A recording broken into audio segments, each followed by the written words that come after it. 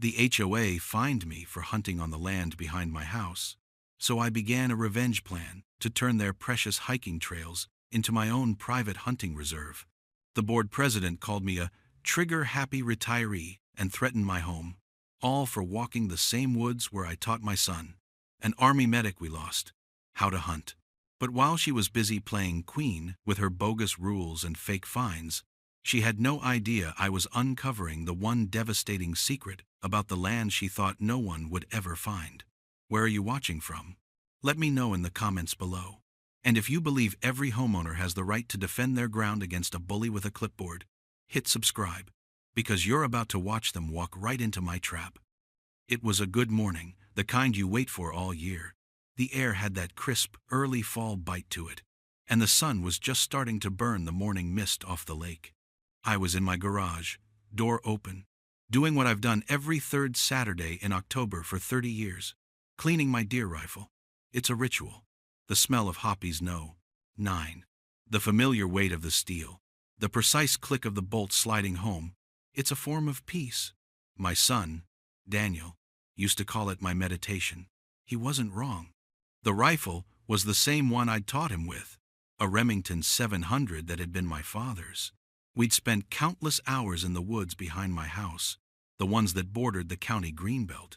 He was a natural, better with a rifle than I ever was, better at a lot of things. When we lost him in Afghanistan, cleaning this rifle became more than a ritual.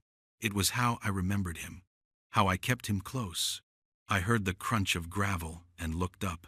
A woman stood at the edge of my driveway, holding a clipboard like a shield. She had that severe haircut and expensive athleisure wear that screamed, "I have a complaint." I recognized her instantly. Marjorie Lance, the HOA's self-appointed wildlife preservation officer. She'd been sending out fussy newsletters for months about native plant ordinances and unauthorized bird feeders. I gave her a polite nod and went back to wiping down the barrel. She didn't nod back. Instead, she lifted her phone, aimed it at me, and I heard the distinct snap of a camera shutter. She then scribbled furiously on her clipboard, tore off a sheet with a theatrical rip, and marched up my driveway. "Mr. Halpern," she said, her voice dripping with artificial authority. She held the paper out. "Violation notice." I didn't take it. I just looked at her, my hand still on the rifle stock. "Violation for what, exactly?" I asked, keeping my voice even. She pointed a perfectly manicured finger toward my workbench. Per HOA Regulation 17, subsection C, the open display of firearms and related hunting paraphernalia constitutes intimidating behavior and is classified as illegal hunting activity on HOA-controlled land. She had the sentence memorized, like she'd practiced it in the mirror. I glanced at the woods behind my house, the deep green stretch of pines and oaks that led down to the county preserve. "Marjorie, those woods aren't HOA land. They're county greenbelt. Have been since this subdivision was built.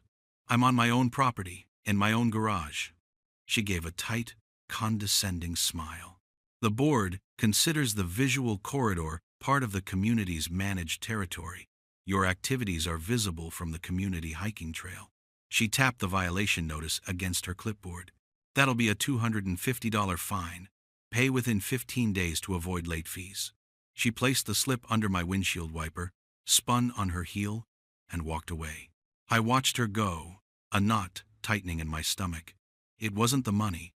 It was the casual, arrogant way she'd stood in my space and desecrated a memory. She'd turned a quiet moment of remembering my son into a cheap power play, and that was something I couldn't let stand. 2 days later, I walked into the HOA's sad little office in the community clubhouse. I had my property survey from when I bought the house, a county plat map, and a printout of the HOA bylaws. I was prepared, respectful, an old army habit. Know your terrain. Marjorie was sitting behind a cheap particle board desk, looking important. I laid the maps out in front of her. "Marjorie, I just wanted to clear this up," I started. "As you can see here, my property line extends 50 yards into the woods. Beyond that is county land, not HOA land. I was in my garage. The fine is invalid." She didn't even glance at the maps. She leaned back in her chair, a smirk playing on her lips. "Oh, Tom, we have newer maps. Besides, those woods might be getting rezoned soon. Big plans." It was a threat, wrapped in a friendly tone. "Until then," she continued, typing something into her computer, "your fine for non-compliance has been doubled to $500, and I'm noting a formal recommendation to suspend your lake access until it's paid." That was when I realized this wasn't about rules. It was about control. Facts didn't matter. I left her office and put my name down to speak at the next board meeting. A flicker of hope remained. Surely the other board members would see reason. I prepared my case, kept it short and to the point. No emotion, just facts. The night of the meeting, the room was filled with the usual half-dozen residents, plus the 5-person board sitting at a long folding table. I presented my maps clearly. I explained the county lines. I spoke calmly and respectfully. When I finished, the board president, a sleepy-looking man named Gordon, looked over at Marjorie. She sighed dramatically, as if I'd wasted everyone's time. "Gordon, with all due respect, we can't have residents just deciding which rules to follow," she said, addressing the room. "We have regulations for a reason, to keep this community safe and beautiful for everyone, not to cater to the hobbies of a trigger-happy retiree." A few people in the room snickered. The phrase hung in the air, a deliberate, calculated insult. Trigger-happy. Me. A man who'd spent his entire career as an engineer designing things to keep soldiers safe. A man who'd taught his son that the weight of taking a life, even an animal's, was the heaviest thing you could carry. The board didn't even deliberate. They voted to uphold the fine and the suspension of my lake access. 5-0. I stood there for a moment. The map still rolled in my hand. I looked at each of their faces. They weren't my neighbors. They were a jury that had already decided my guilt. I didn't say another word. I just rolled up my maps, turned, and walked out of the room. I got in my truck and drove to the edge of my property, parking where the lawn meets the tree line. I got out and just stood there as the sun set, casting long shadows through the woods where Daniel and I had walked. The anger, the humiliation, the raw grief, it all settled into something cold and hard and clear inside me. They thought this was about a fine. They had no idea what it was really about. Looking out at those trees, my son's trees, I said it out loud to no one. "You took the wrong man's piece." And in that moment, the fight began. The resolve I felt that evening by the woods was a cold, quiet thing, and it was a good thing I had it, because Marjorie didn't waste any time turning up the heat. The official letters started arriving within a week. First came the certified mail, a thick envelope full of legalese threatening a lien on my property if the $500 fine wasn't paid.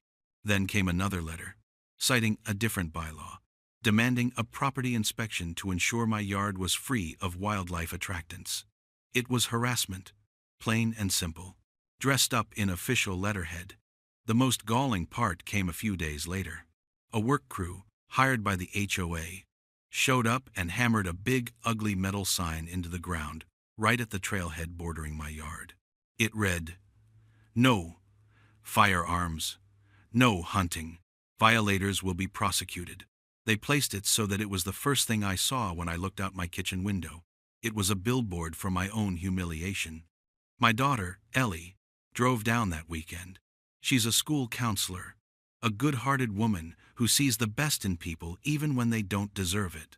She walked in, hugged me, and her eyes immediately went to the pile of HOA letters on my counter. "Dad, what is this?" she asked, her voice tight with worry. "I saw the sign. People are talking." I told her the whole story, from the fine in the garage to the disastrous board meeting. She listened patiently, her expression growing more pained with every detail.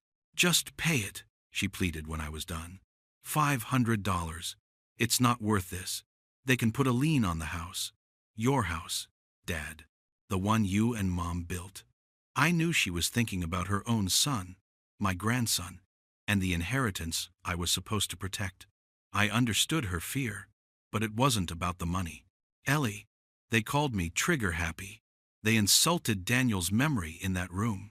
Some things you can't just pay to make go away," we argued, not in a loud way, but in that quiet, stubborn way families do.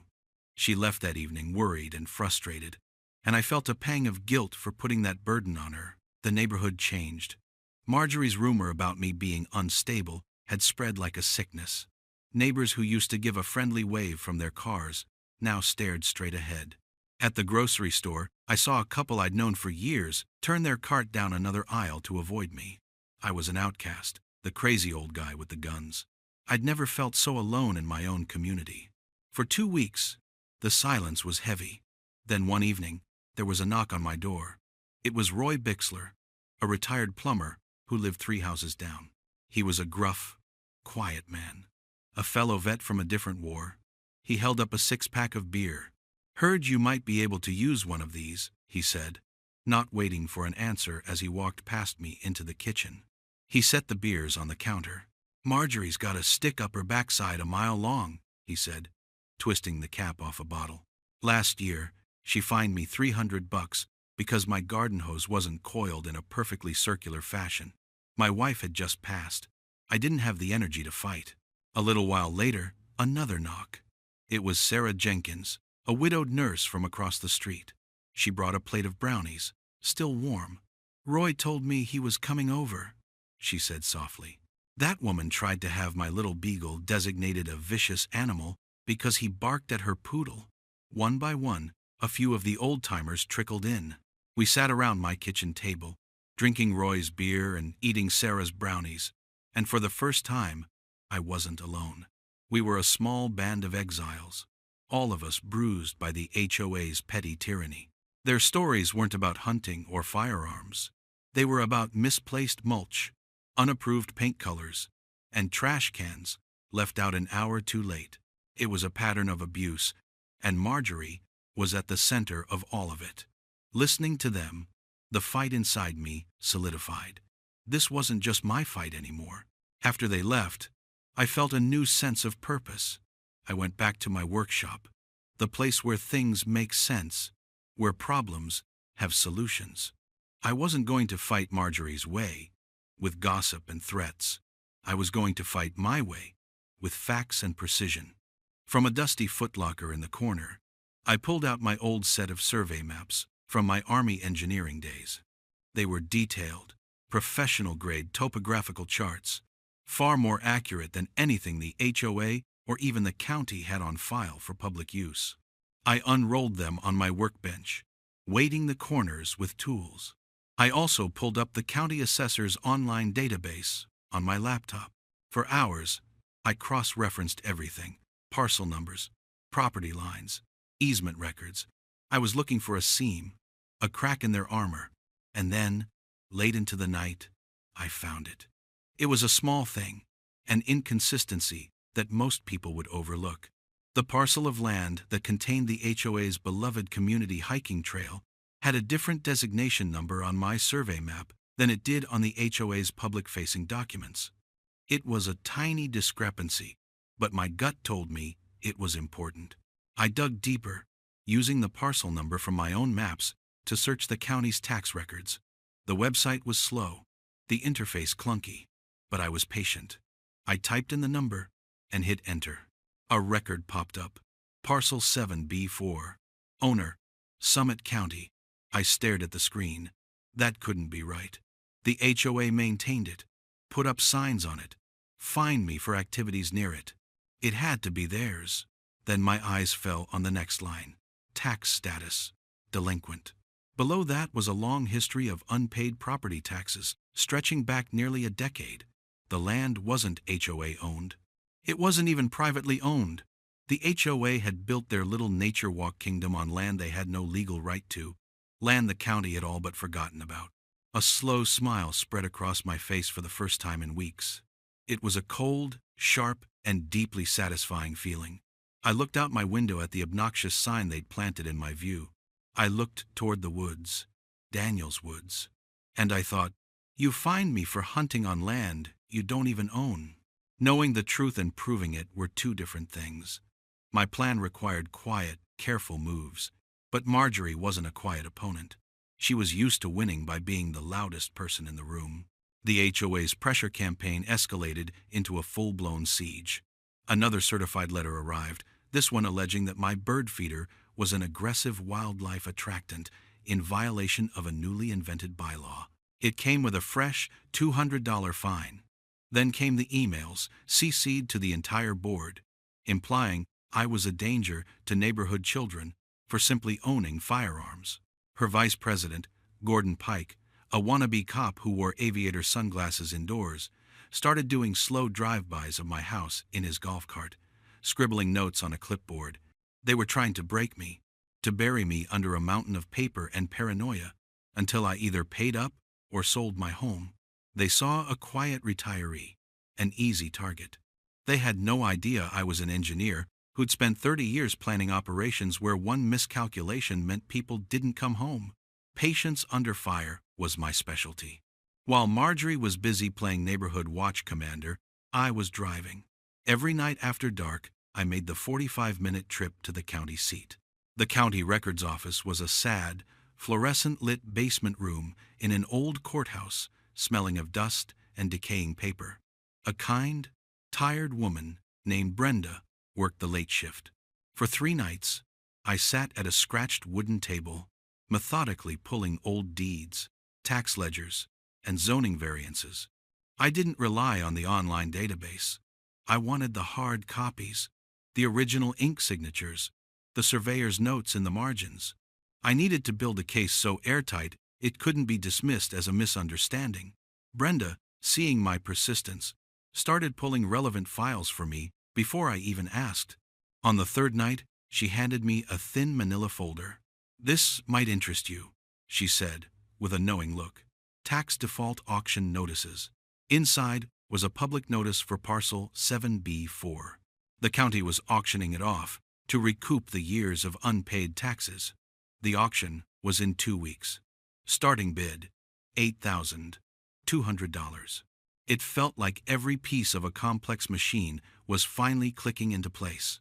I made copies of everything, thanked Brenda, and drove home with a folder that held the key to my entire strategy. The next morning, I liquidated a small stock fund I'd been saving for a rainy day. This wasn't rain, it was a hurricane. I submitted my bid for the parcel online, a quiet, anonymous transaction. I didn't tell a soul, not Ellie, not even Roy. This was a move I had to make alone. For the next 10 days, I lived in a state of suspended animation, waiting. I paid the original $500 fine, a tactical retreat, to stop the threats of foreclosure and give them a false sense of victory. I even took down the bird feeder. From the outside, it looked like I'd surrendered. Marjorie certainly thought so. She sent a smug email to the community announcing that the Halpern issue had been resolved through compliance. But while she was taking her victory lap, I was waiting for a different email. It arrived on a Tuesday afternoon. The subject line read, "Winning bid confirmation, Summit County tax auction." I had won. Parcel 7B4, all 20 acres of woods, including the entirety of the HOA's precious hiking trail, was mine. I didn't celebrate. I got to work. The following weekend, I rented a brush hog. I started clearing the overgrown section of my original property line, the one that now abutted my new parcel. It was hard, physical work, and it felt good. I was reclaiming something, staking my claim not with signs and threats, but with sweat and effort. I worked methodically, staying well within the legal boundaries of my own land. For a few days, I thought maybe that would be enough. Maybe I could just exist, owning the land in secret, and they would leave me alone. It was a foolish hope. On the 3rd day of clearing brush, Marjorie's golf cart came screeching to a halt at the edge of my lawn. Gordon was in the passenger seat, looking grim. She jumped out, clipboard in hand, her face a mask of outrage. "What do you think you're doing?" she shrieked, pointing at the cleared brush. "This is a designated green space. You are destroying community property." I shut off the brush hog and wiped the sweat from my brow with the back of my glove. I kept my voice calm. "Marjorie, I'm clearing brush on my own property. I suggest you get back on the path." She marched right up to the property line, her feet inches from my land. "This is your final warning, Tom. I have 2 board members with me as witnesses." She gestured to Gordon, who was now filming me with his phone. "You are officially in violation of half a dozen bylaws. Stop this immediately, or we will take legal action." I looked from her furious face to Gordon's smug grin. I knew then that coexistence was impossible. This was never about a fine or a bird feeder or a patch of woods. It was about power, and she would never stop trying to exert it over me. "Furthermore," she declared, puffing out her chest, "until you issue a formal, public apology to this board for your disruptive behavior, your lake access is banned indefinitely." That was it. The lake. The place my wife had loved. The place I took my grandson to fish. She was trying to strip mine my life, one piece at a time. I didn't say anything. I just stared at her, letting the silence hang in the air. I let her see the calm in my eyes. Then, I turned my back on her, walked slowly to my truck, and drove away. She might have thought she'd won the skirmish, but she had no idea she'd just handed me the one thing I needed most: the justification for a declaration of war. The hunt wasn't over. It had just officially begun. And this time, I wasn't the prey. My quiet act of walking away from Marjorie was like throwing a rock into a hornet's nest. 2 days later, a notice was taped to every lamppost in the subdivision, announcing an emergency meeting on community safety. The subject was me. I didn't go, but Roy did. He came over afterward, looking grim. He said Marjorie stood in front of the room and painted a picture of me as an unhinged hermit, a militia nut, who was terrorizing the neighborhood by, in her words, performing military-style operations on the edge of the woods. She claimed I was a threat to the children who used the hiking trail. Gordon Pike, her loyal sidekick, stood beside her, nodding solemnly and talking about his security background. By the end of her speech, the small crowd was terrified. The board voted unanimously to seek a restraining order against me, barring me from coming within 50 feet of any HOA community areas, including the trail I now legally owned. The subdivision split right down the middle. One half saw me as the boogeyman Marjorie had created. Doors would close as I drove by. I'd see neighbors whispering to each other, pointing at my house.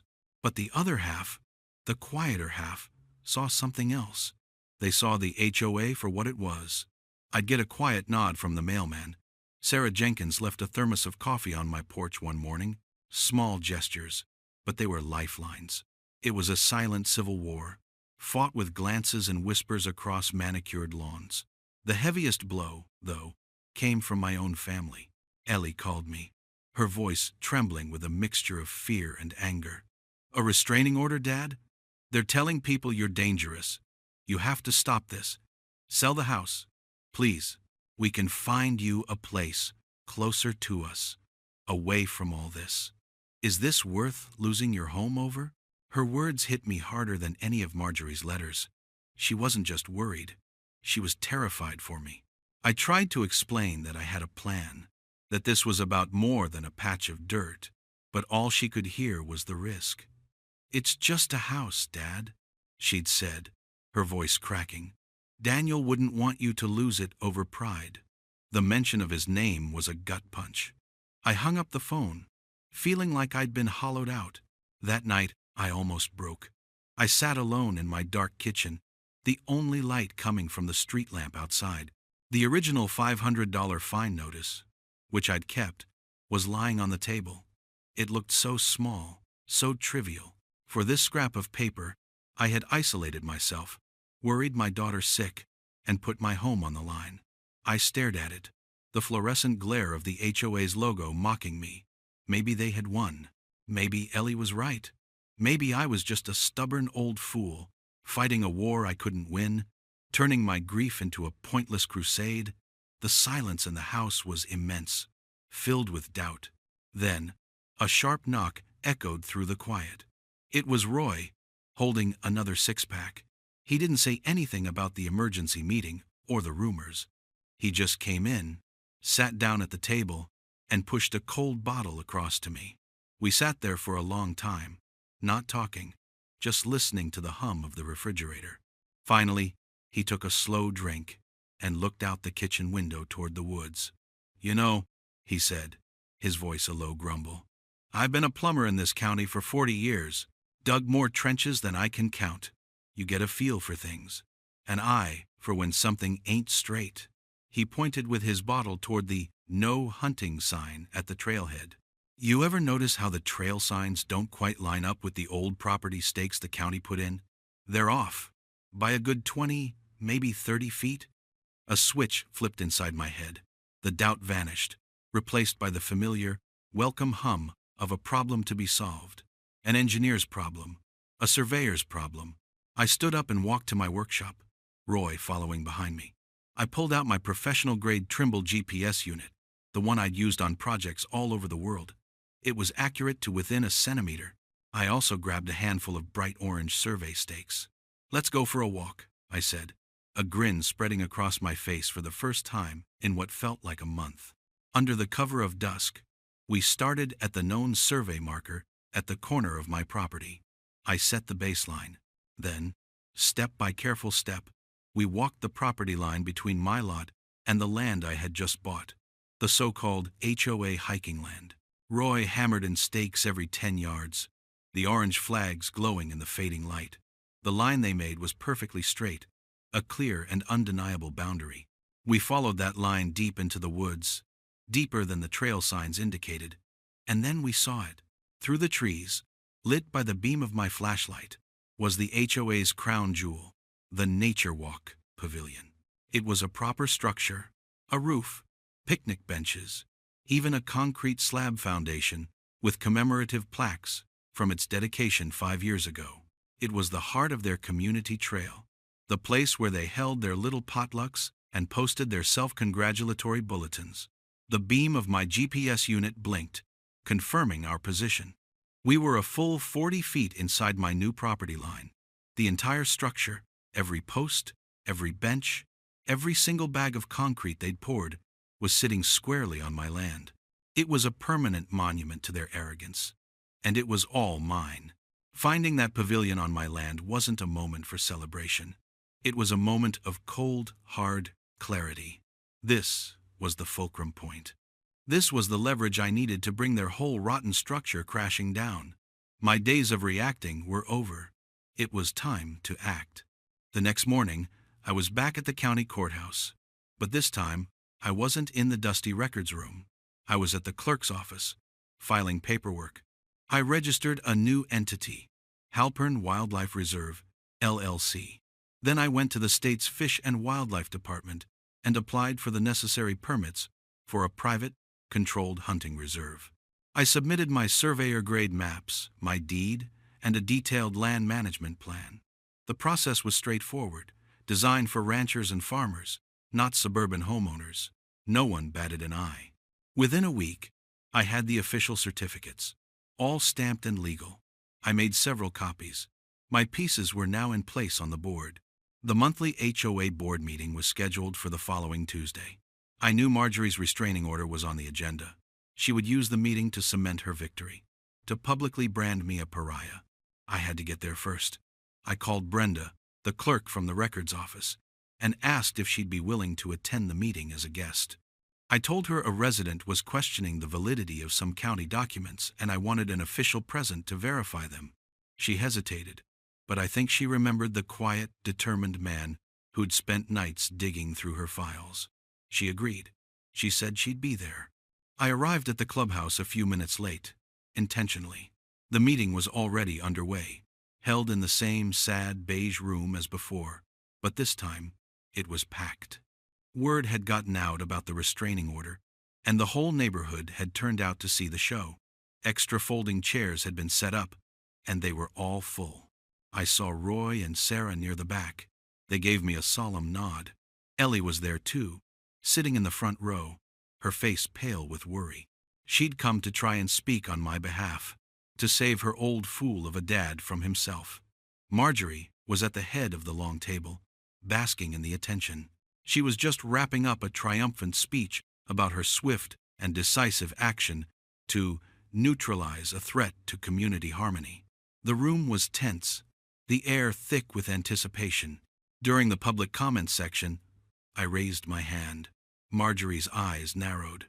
"The board recognizes Mr. Halpern," she said. her voice dripping with condescension. "You have 3 minutes." I walked to the front of the room, not to the little podium they had set up for residents, but to the board's table itself. I didn't raise my voice. I didn't show any anger. I just spoke in a calm, clear tone that carried across the silent room. "You fined me," I began, looking directly at Marjorie, "for hunting on what you called HOA land. Trouble is, turns out that land isn't yours." A low murmur rippled through the crowd. I unrolled the official county deed on the table in front of her, the one with the embossed seal. "It's mine." Marjorie let out a short, ugly laugh. "That's absurd. That's a fake. Gordon, call the sheriff. He's trespassing and presenting fraudulent documents." Gordon fumbled for his phone, looking important. But before he could dial, a calm voice cut through the room. "That deed is not fraudulent." Everyone turned. Brenda, the county clerk, was standing by the door. She held up her official county ID. "I'm Brenda Mayfair from the Summit County Records Office. I can personally verify that the deed Mr. Halpern is presenting is valid and was legally recorded last Tuesday. Parcel 7B4 belongs to Halpern Wildlife Reserve, LLC." The murmur in the room grew louder. Ellie was staring at me, her mouth slightly open, a look of dawning comprehension on her face. Marjorie's smug composure was gone, replaced by a flash of genuine confusion and then panic. She looked at the deed, then at Brenda, then back at me. "But the trail, the pavilion," she stammered. "Exactly," I said, my voice still level. I unrolled a second map, a survey overlay showing the property lines. I used a pen to trace the boundary. "As of this moment, I am officially closing all public access to my property." The room erupted. Gasps, angry shouts, a few cheers from the back where Roy was sitting. I held up a hand for quiet. "And that," I continued, pointing directly at the spot on the map where the pavilion stood, "includes your Nature Walk Pavilion, which, as you can see, was built illegally on land you never owned." It was a knockout blow. The color drained from Marjorie's face. She looked like she'd been struck. "All HOA signage, benches, trash cans, and so-called inspection posts are to be removed from my property within 30 days, I stated, my voice like steel. "After that, anything or anyone remaining will be charged with trespassing." The room was in chaos. People were on their feet, yelling at the board, yelling at each other. The sleepy board president looked completely bewildered. Through it all, I just looked at Marjorie. I saw the moment her panic curdled into pure, venomous rage. Her public humiliation was complete. Her power, built on a foundation of lies and bullying, had evaporated in the space of 3 minutes. She stood up, her hands flat on the table, her whole body shaking. "You think this is over?" she hissed, her voice low and dangerous. "This isn't over, not by a long shot. The cliffhanger was perfect. The battle was won, but the war had just entered a new, more desperate phase, and I was ready for it." Marjorie's vow that it wasn't over was more than a threat. It was a promise. Public humiliation hadn't chastened her. It had made her reckless.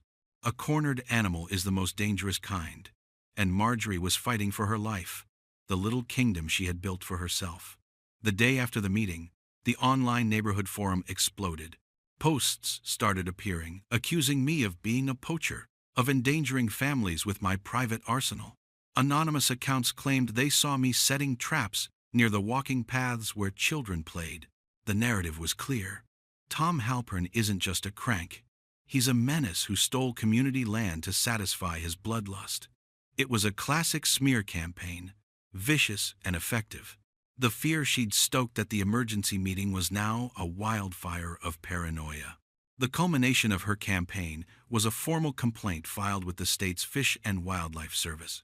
The complaint, a copy of which was conveniently leaked onto the community forum, alleged that I was using illegal wire snares and baiting wildlife on my new property, both serious offenses.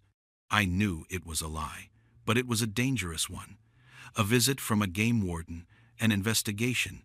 Even if I was cleared, The accusation alone would permanently stain my reputation. She wasn't just trying to win anymore, she was trying to destroy me. But in her rage, Marjorie made a critical error. She underestimated me again. She thought I was a deer hunter. She didn't realize I was trained in counterintelligence. I knew you didn't win by reacting to the enemy's moves. You won by anticipating them and setting a trap of your own.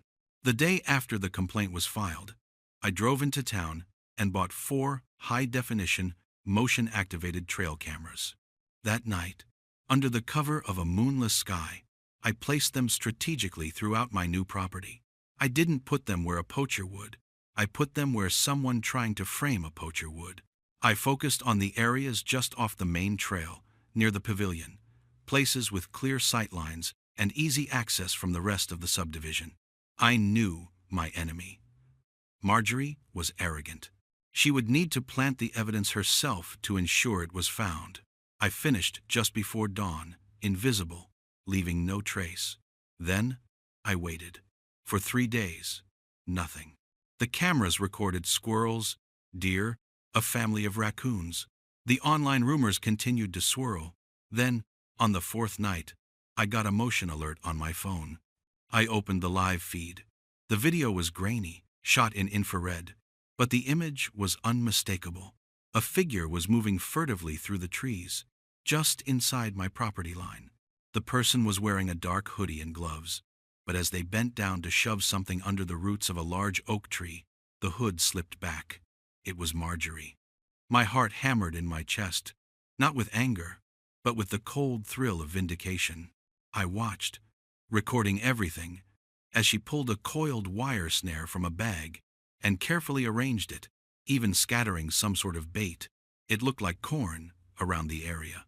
She then took out her phone, snapped a picture of her own handiwork, and scurried back into the darkness. She'd done it.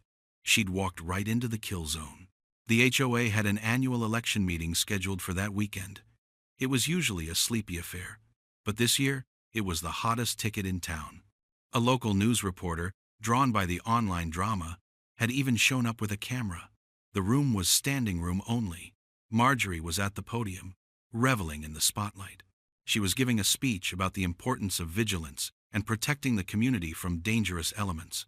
She was building to her grand finale, the moment she would reveal the evidence of my poaching. I let her talk. I let her dig her own grave.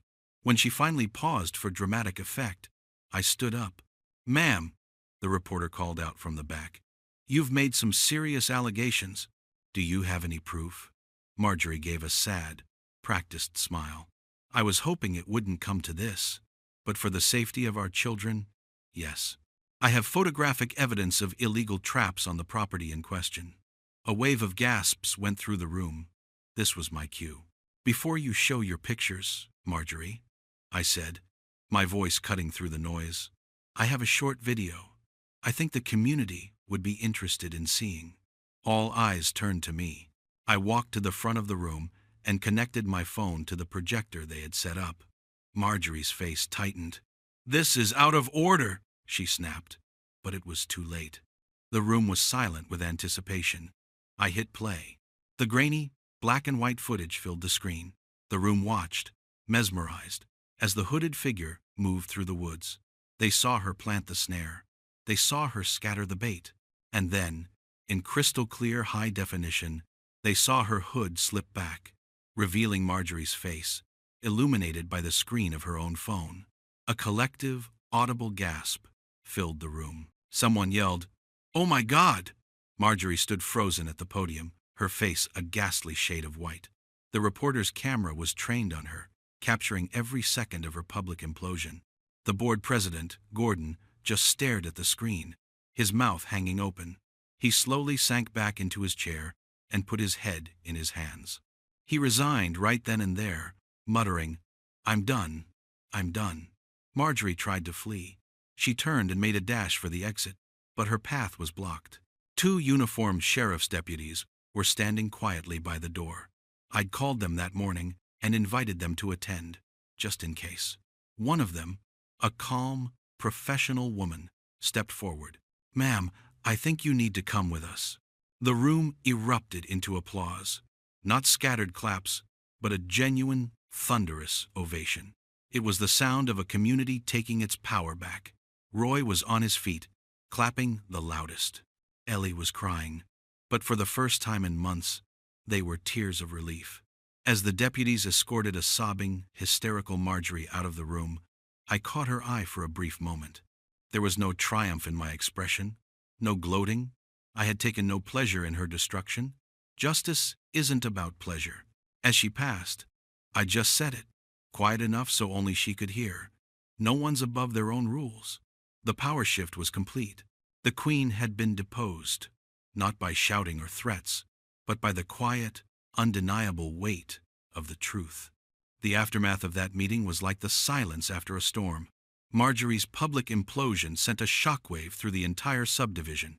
Faced with legal charges for filing a false report and undeniable proof of her malice, her reign was over. The old board dissolved almost overnight. Gordon Pike resigned by email less than an hour after the meeting. The other members, embarrassed and exposed, quietly stepped down one by one. The HOA didn't cease to exist, but its tyrannical form did. A special election was held, and a new board was voted in. Roy Bixler, to my surprise and his own, was elected the new president. His first official act was to call a meeting, not in the sad clubhouse room, but outside, at the illegally built pavilion on my land. We all stood there, the cool autumn air feeling clean and new.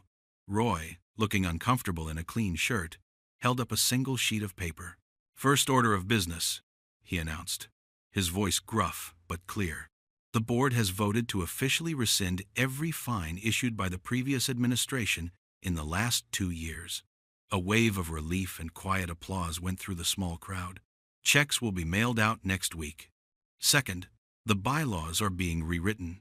Simple, clear, and focused on things that actually matter, like road maintenance and trash pickup.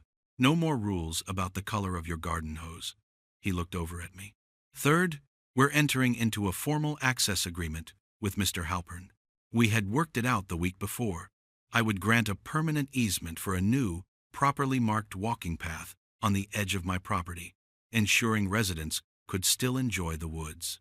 In exchange, the HOA would help with the upkeep.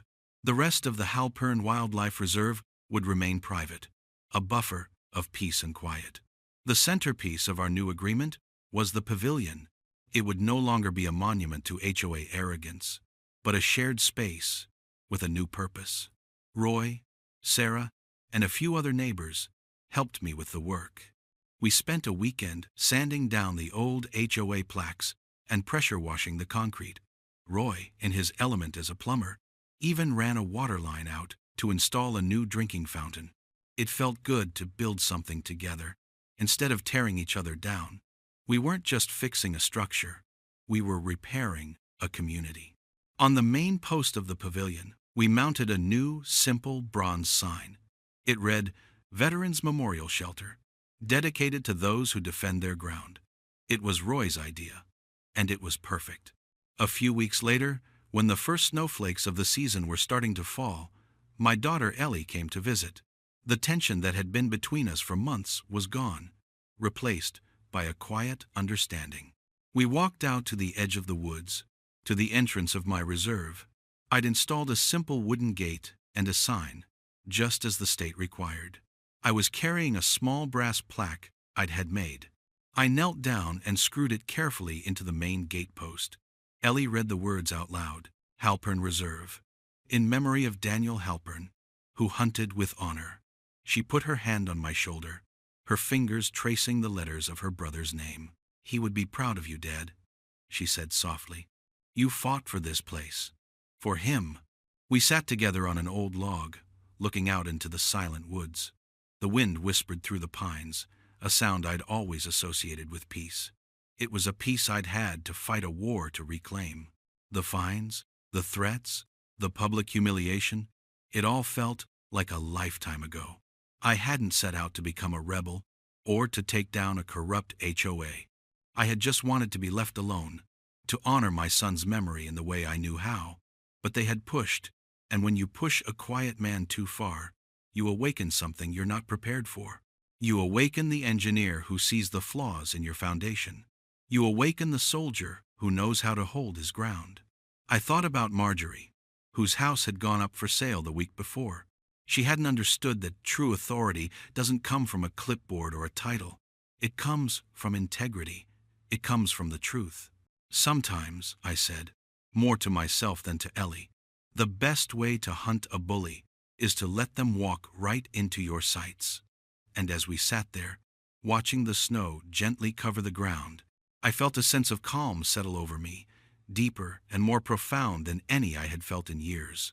My land was safe. My son's memory was honored. It was the truest kind of homecoming.